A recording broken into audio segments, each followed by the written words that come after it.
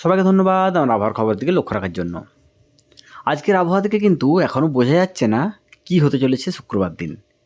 কারণ আমি যেমন অনেকটা চিন্তায় আছি কি হবে না হবে শুক্রবার দিন। কিন্তু এটুকু বলতে পারি বৃষ্টি কিন্তু মোটামুটিভাবে ৪-৫টা জেলাতে কিন্তু ভালো রকম হতে চলেছে শুক্রবার দিন। চলুন শুরু করি আগামীকাল কেমন থাকবে আমাদের পার্শ্ববর্তী এলাকার আবহাওয়া, তারপর বলছি শুক্রবার দিন কী হতে চলেছে। আগামীকাল অর্থাৎ বৃহস্পতিবার দিন সকালের দিকে হালকা কুয়াশাচ্ছন্ন ভাব, সাথে হালকা মেঘাচ্ছন্ন ভাব থাকবে দক্ষিণবঙ্গের বিভিন্ন এলাকায়। বেলা বাড়ার সঙ্গে সঙ্গে আস্তে আস্তে আকাশ পরিষ্কার হতে শুরু করবে এবং দুপুর পর্যন্ত কিন্তু ভালো রকমই পরিষ্কার থাকবে আকাশ। দুপুরের পর থেকে আস্তে আস্তে হালকা মেঘাচ্ছন্ন ভাব থাকবে, তবে একদম অন্ধকার হওয়ার সম্ভাবনা কিন্তু কালকে একদমই নেই এবং কালকে কিন্তু বৃষ্টির সম্ভাবনা একদমই নেই, এটুকু বলতে পারি দক্ষিণবঙ্গের কোনো এলাকাতেই। ফলে কালকেও কিন্তু আবহাওয়া মোটের উপর ভালোই থাকবে। তার সঙ্গে কিন্তু শীতের আমেজ, যেটা অসম্ভব কনকনে শীতটা পড়েছিল, সেটা কিন্তু অনেকাংশে কমবে কালকে, এটুকু বলতে পারি।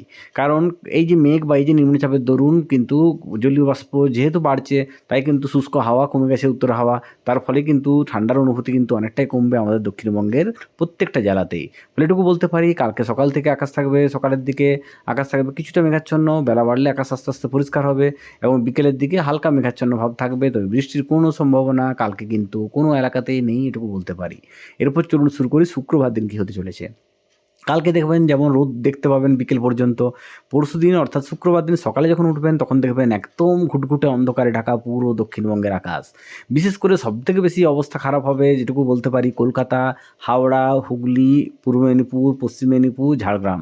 এই যে ৫-৬টা জেলার কথা বললাম, সেই ৫-৬টা জেলাতে কিন্তু সবথেকে বেশি প্রভাব পড়বে এবারে নিম্নচাপের।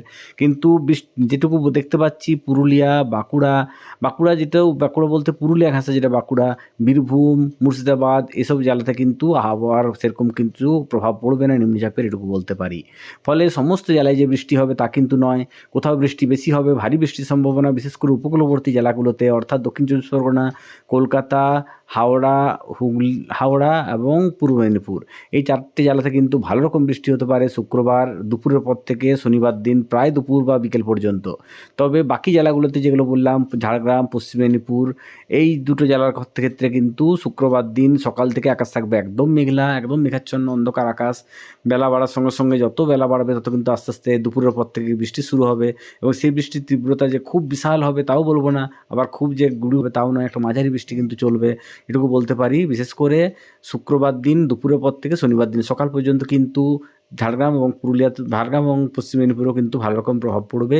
তবে সবথেকে বেশি প্রভাব পড়ার সম্ভাবনা উপকূলবর্তী 4টে জেলাতে।